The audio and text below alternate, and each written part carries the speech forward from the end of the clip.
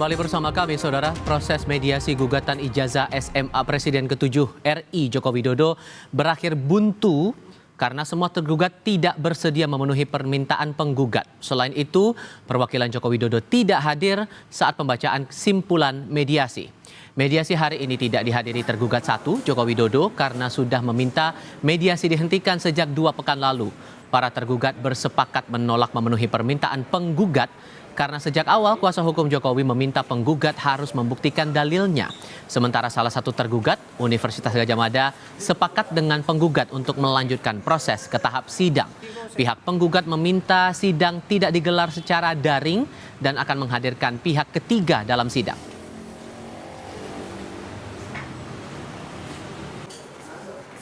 Proses tadi gagal gitu ya, jadi mediasi dinyatakan gagal, maka kemudian konsekuensinya kita akan masuk ya ke proses persidangan. Sidang besok yang pertama kami akan meminta untuk dilakukan secara offline, bahwa kami juga mungkin nanti akan mengundang pihak ketiga, tapi kami sampaikan dulu itu ke media, tapi untuk selebih lanjutnya siapa pihak ketiga itu dan lain sebagainya nanti tunggu sidang di minggu depan.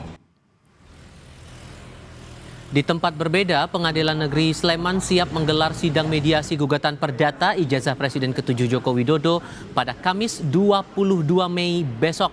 Gugatan dilayangkan seorang warga Makassar, Komarudin, menggugat 8 pihak mulai dari Rektor UGM, 4 wakil rektor, Dekan Fakultas Kehutanan UGM, Kepala Perpustakaan Fakultas Kehutanan UGM, hingga mantan dosen pembimbing akademik Jokowi semasa kuliah.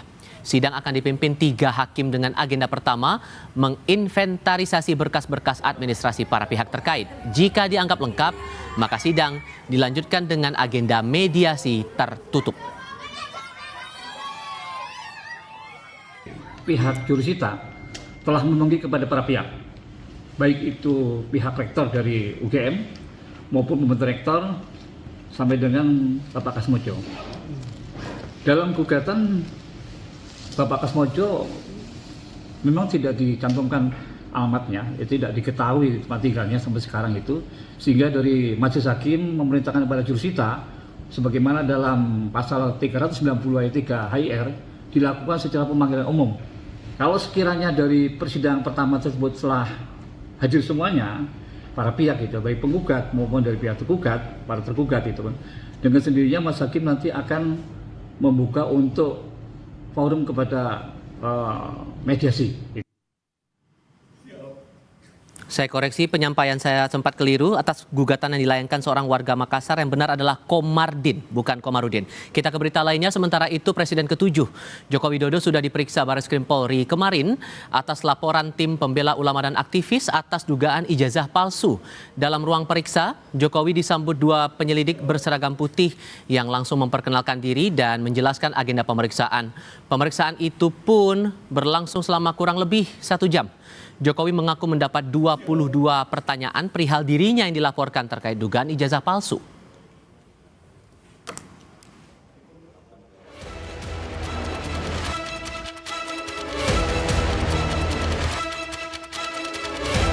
Ribut-ribut soal keaslian ijazah S1 Presiden ke-7 Joko Widodo kian mendekati proses pembuktian dari hasil uji lapor Barreskrim Polri.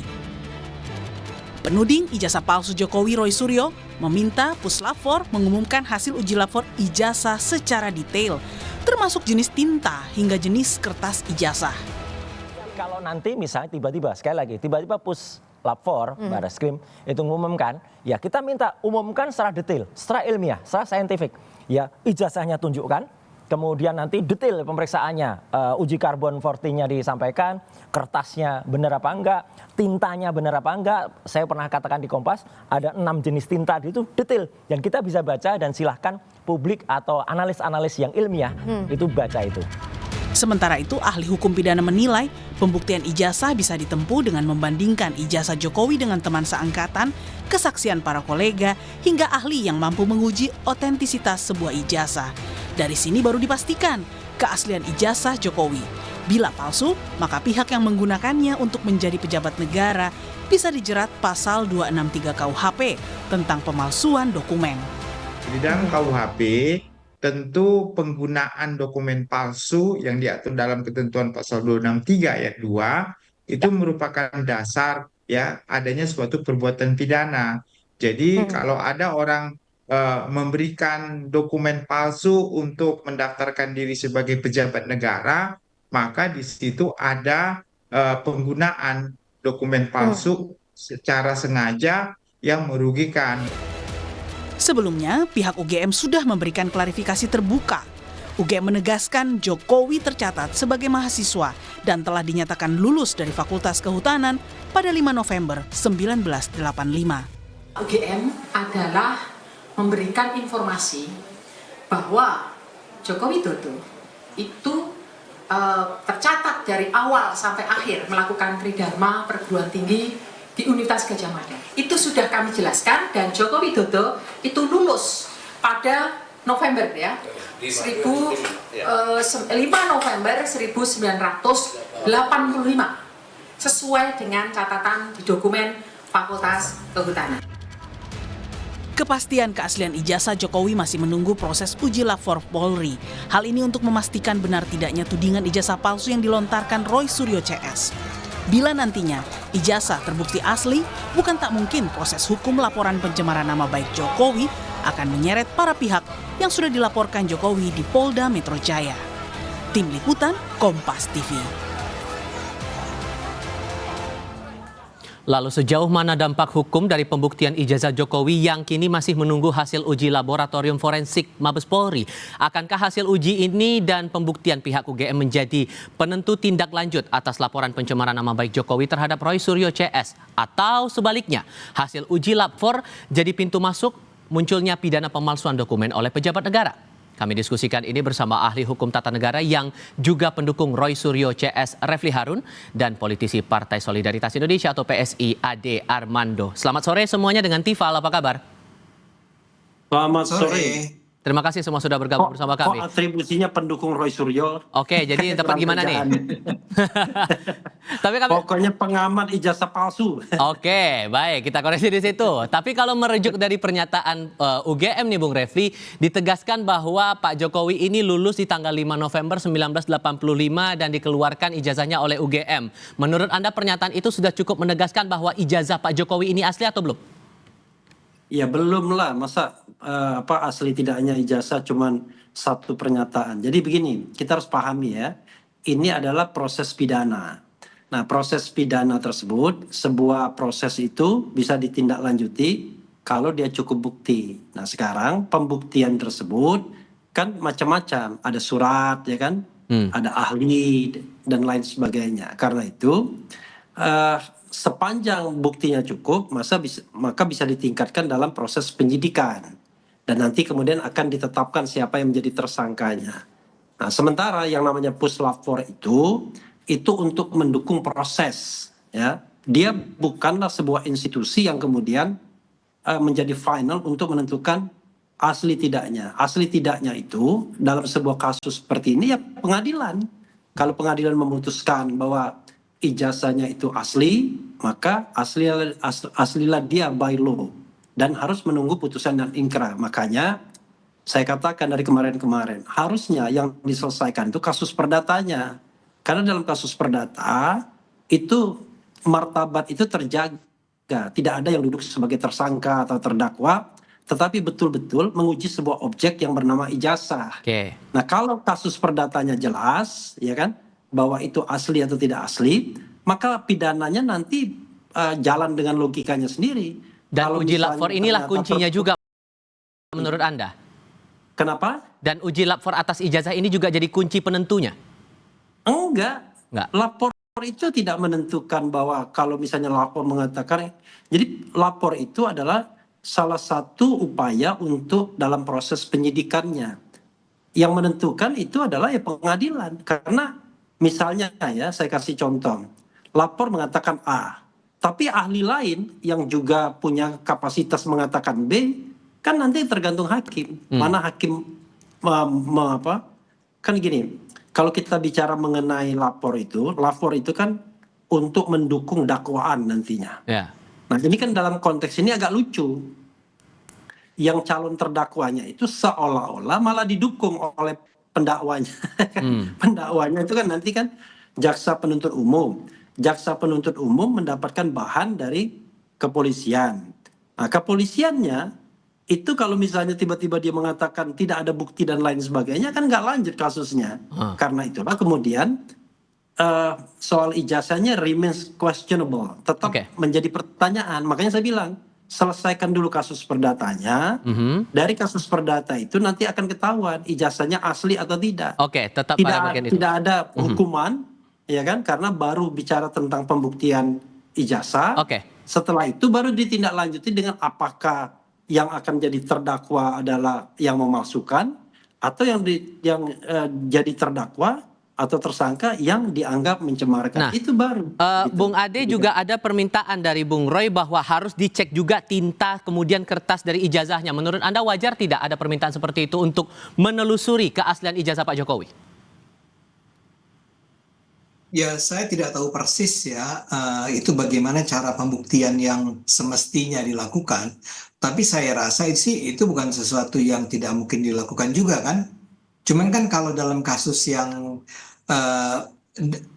gugatan dari Pak Jokowi ini kan persoalan begini.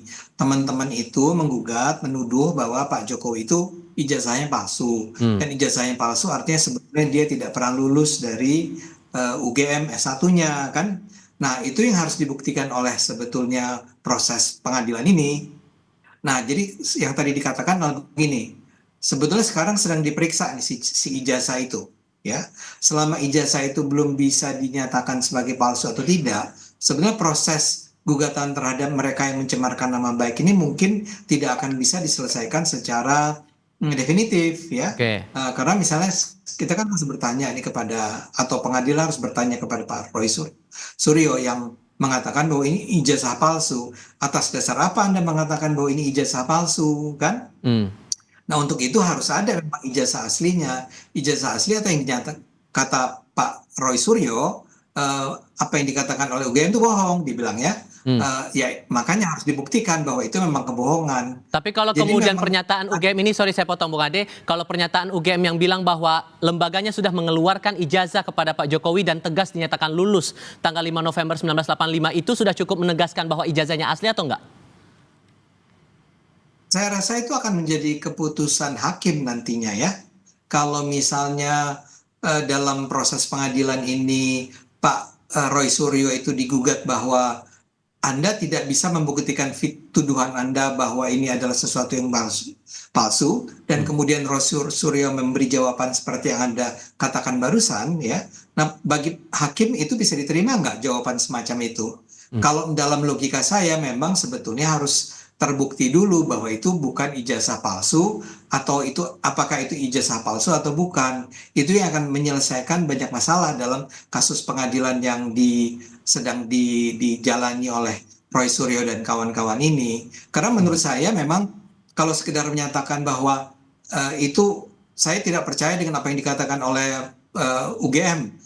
Tanda tangan UGM sendiri bisa diragukan. Misalnya ada halaman yang hilang bla bla bla. Lah itu memang harus dibuktikan secara hukum menurut saya. Dan sekarang cara pembuktiannya, ya maaf. Sekarang kita mencoba membaca kemungkinan-kemungkinannya sambil kita menunggu hasil uji lab 4-nya ini. Kalau kemungkinannya bahwa ijazah Pak Jokowi ini asli, maka kemungkinannya Pak Roy Suryo CS kena pencemaran nama baik. Nah, menurut Anda akan ada kemungkinan ke arah sana nggak, Bung Ade? Iya, jelas memang. Kalau sampai terbukti bahwa itu adalah sebuah ijazah asli, ya, Roy itu nggak bisa sekedar mengatakan bahwa yang saya teliti adalah dokumen yang selama ini tersebar secara online yang di-upload oleh seorang warga dari saya lupa tuh Mas Andi kalau nggak salah ya namanya ya, yang menyatakan bahwa dialah yang mengupload dokumen tersebut. Roy nggak bisa mengatakan bahwa yang dia analisis adalah dokumen tersebut.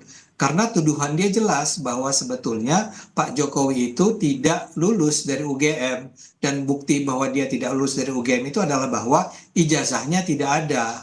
Nah, kalau sekarang ternyata ijazahnya ada, terbukti benar, UGM sendiri menyatakan sudah tercatat sebagai mahasiswa yang sudah menyelesaikan kuliahnya di UGM, sudah diuji dan sudah lulus dari ujiannya, ya apalagi yang harus dipertahankan. Oke. Saya rasa ketika itulah Roy Suryo dan kawan-kawan itu, Dr. Tifa dan kawan-kawan harus bersiap-siap menghadapi kemungkinan mereka memang akan dinyatakan bersalah. Kalau kemudian jerat pidana pencemaran nama baik itu dikenakan kepada Roy Suryo CS, Bung Refli, apa mungkin celah hukum yang bisa dipakai oleh Roy Suryo CS untuk kemudian membuktikan bahwa mereka tidak bersalah? Tapi jawabnya nanti ya Mas, kita akan lanjutkan lagi di segmen berikutnya. Usai jeda berikut ini.